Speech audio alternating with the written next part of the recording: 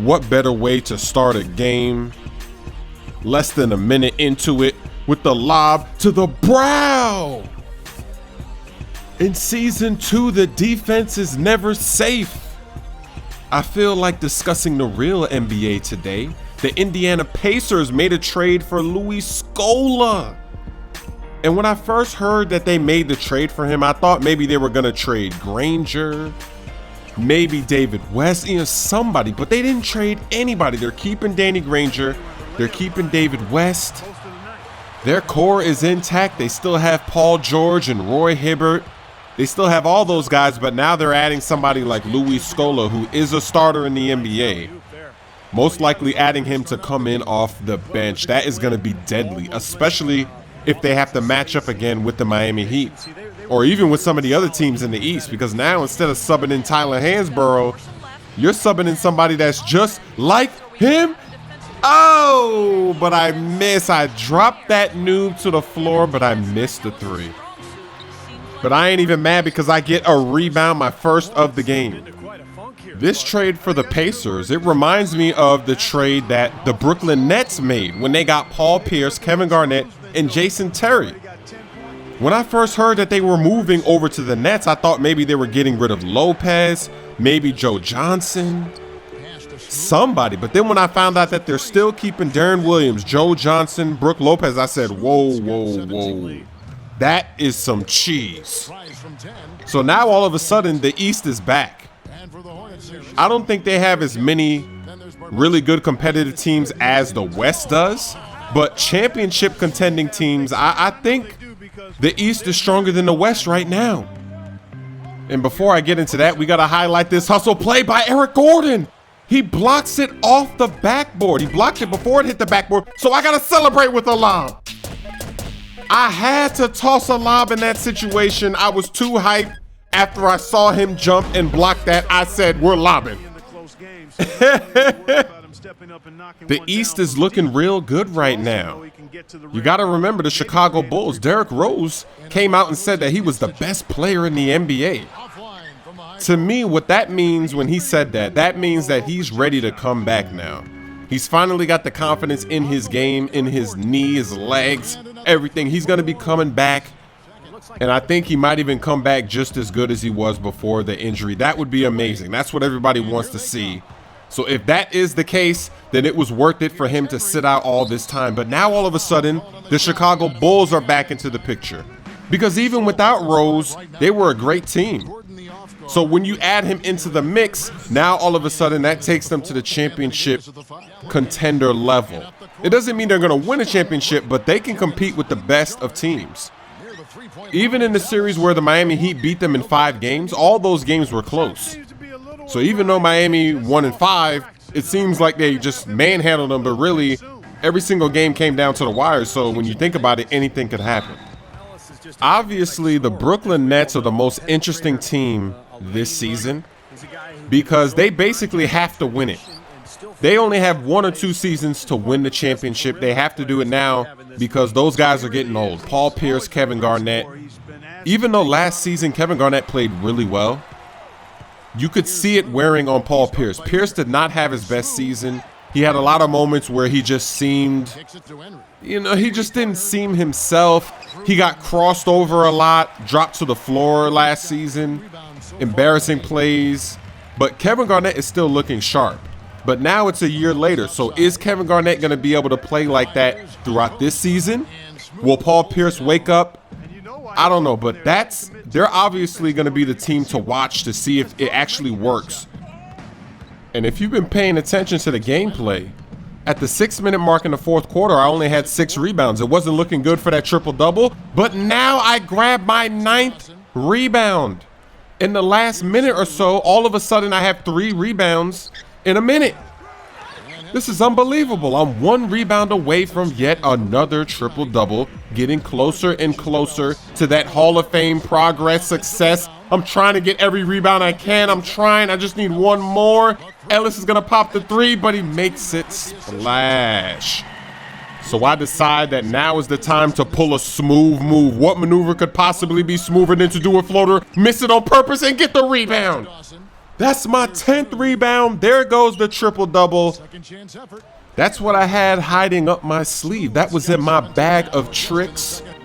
Yet another triple-double. This one was nice. 50 points, 12 rebounds, 13 assists. The very next game against the Phoenix Suns, I'm trying to do it again. I've got no rebounds in the first quarter. I really wanted that rebound right there.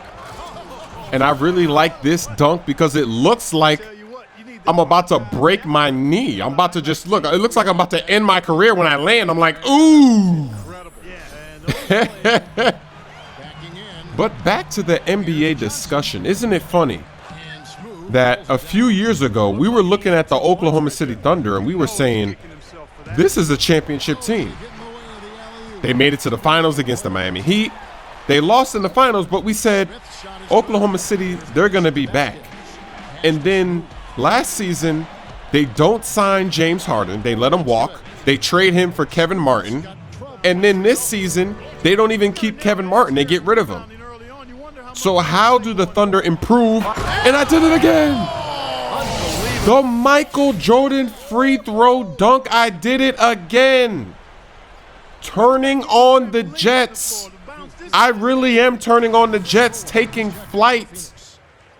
So where do the Thunder go from here?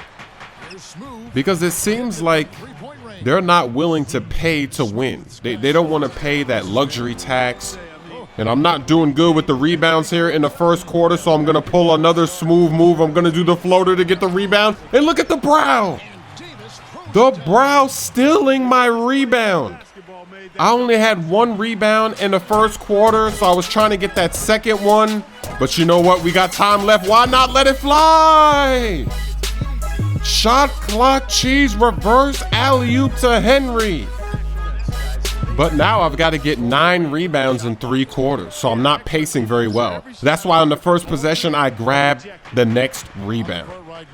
But how do the Oklahoma City Thunder improve? Because if they're not willing to pay the tax, that means that their players are just going to have to be better. Ibaka has to develop a post game. He's got to turn into Tim Duncan in the post. Sefolosha's got to turn into a deadly scorer. And I just don't see those things happening. I don't see them progressing their game like that season to season. Russell Westbrook and Kevin Durant are the only players on that team that are really making it happen, that are really making improvements from year to year. And that's not going to be enough. Now it's really looking like that trade that the Celtics made where they got Jeff Green for Kendrick Perkins. Back then, it didn't seem like a good trade for the Celtics, but now it does because he had a terrible playoffs. That was one of the stories, that Kendrick Perkins had one of the worst playoff series ever for a player. His plus minus was way down. And ever since the second quarter started, I've been pacing good on the rebounds. Now I'm at 6. I'm past the halfway mark because normally I like to be at 5 rebounds by halftime, but I'm at 6. So I'm overachieving. When I only had 1 in the first quarter. That's crazy. Isn't it funny how in my first season I only had 8 triple-doubles? But now that I'm actually trying to get triple-doubles, I'm making it happen and I'm making it seem easy. Look at this. I got my 7th rebound here to start the third quarter. Pacing very well. Still passing to my teammates, trying to get those assists. Because once I get these triple-doubles out the way, then I don't even have to play 12-minute quarters. I can go down to 5-minute quarters. All I got to do is get 15 assists per game.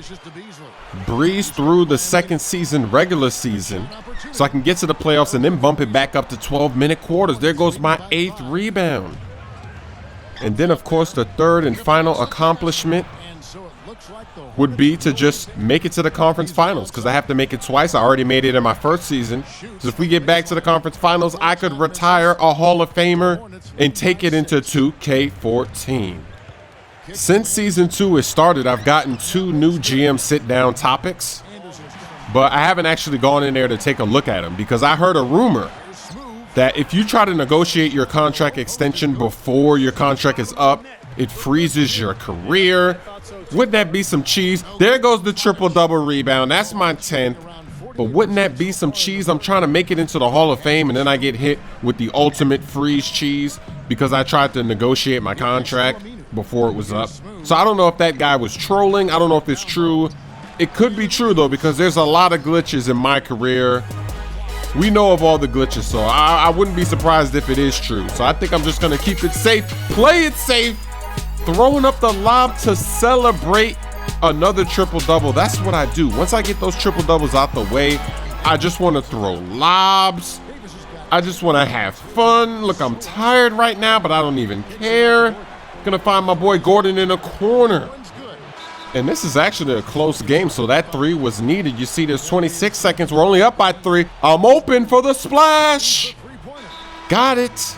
That's the first time I've made a splash when I was tired at the end of the game. And also, I don't know if you noticed, but my shot feedback chart is all glitched, just like my last few My Team videos. I don't know how that triggers, but it does. So you had 19 assists in this one. Really, it was a show you put on with your passing. When you get in a zone like that, does the game slow down for you? Man, to me, the game always feels like it's in slow motion. It's like I'm out there playing chess with my opponents. I'll make a move, they'll adjust, and then I'll counter what they did. And this is all happening in the split seconds when I come up the court. Part of being fast is being fast with your decisions. And I think my assist totals speak perfectly for how quickly I can think on my feet.